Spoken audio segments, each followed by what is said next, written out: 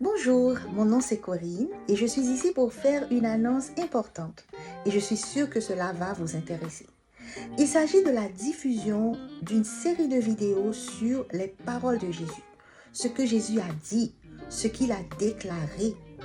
Car je me rends compte que dans ma vie personnelle, dans certaines situations où mon âme est en quête de réponse, de réconfort, où mes émotions s'entremêlent, il me faut la vérité pour me redresser, car je risque de faire du mal autour de moi et surtout d'attrister mon Créateur en m'accrochant à des mensonges. Il ne suffit pas d'écouter la vérité avec ses oreilles, mais il faut aussi en être convaincu. Et c'est ce que le Saint-Esprit fait, le Saint-Esprit que Jésus avait promis. Et dans les évangiles, Jésus a beaucoup parlé et ses paroles ont été retranscrites par ses disciples. Il répondait à des questions existentielles.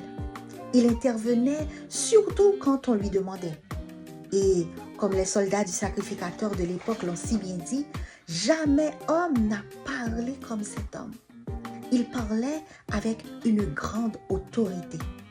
Aujourd'hui, notre société regorge de motivateurs, de coachs de vie, de psychologues qui semblent avoir les réponses à tout. À chaque clic, à chaque page d'un réseau social quelconque, on trouve des motivateurs autoproclamés. Je ne dis pas que c'est mauvais. Et la plupart des prédicateurs, au lieu d'enseigner l'évangile, se contentent du rôle de motivateur également. Question de développement personnel, par-ci, par-là. Voilà leur devise. C'est une réalité. Et un autre constat personnel m'a permis de réaliser ce que Jésus a dit à ses contemporains est aussi valable pour nous aujourd'hui.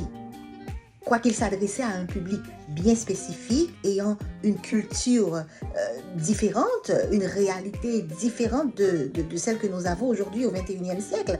Mais je reste confiant qu'en étudiant cette déclaration à la lettre, en tenant compte du contexte, des interlocuteurs, de ce qu'ils ont compris, on sera en mesure de trouver ce qu'il nous faut pour nous aujourd'hui. On va se rendre compte que tout ce qu'ils faisaient, tout ce qu'ils disaient, c'était pour eux, mais aussi pour nous. Ces vidéos présenteront brièvement certaines paroles clés de Jésus avec leur contexte, le sens pour les interlocuteurs et aussi pour nous. Et l'apôtre Paul, dans Romains 12, versets 1 et 2, je vais paraphraser, il a souhaité, ou plutôt il a exhorté de tout son cœur que ses frères et sœurs de Rome puissent décider librement de ne pas se conformer au siècle dans lequel ils vivaient, aux tendances de l'époque, mais plutôt d'être transformés par le renouvellement de l'intelligence. En étudiant la parole de Dieu, mes amis, en étudiant ce que Jésus a dit, ce sera ça pour nous aussi, le renouvellement de notre intelligence. Et une étude récente de la parole de Dieu avec des amis m'a permis de comprendre que nos émotions nous appartiennent certes, mais sans être en contact avec la vérité, ces mêmes émotions peuvent nous traîner dans la boue, peuvent nous éloigner loin de la présence de Dieu. Et en tant que disciple, la parole, Jésus qui est la parole même et tout ce qu'il a dit, c'est l'épée dont nous avons besoin. C'est l'épée de la vérité que nous avons besoin pour attaquer l'ennemi. C'est une arme offensive et nous en avons besoin aujourd'hui plus que jamais car elle est et restera toujours d'actualité.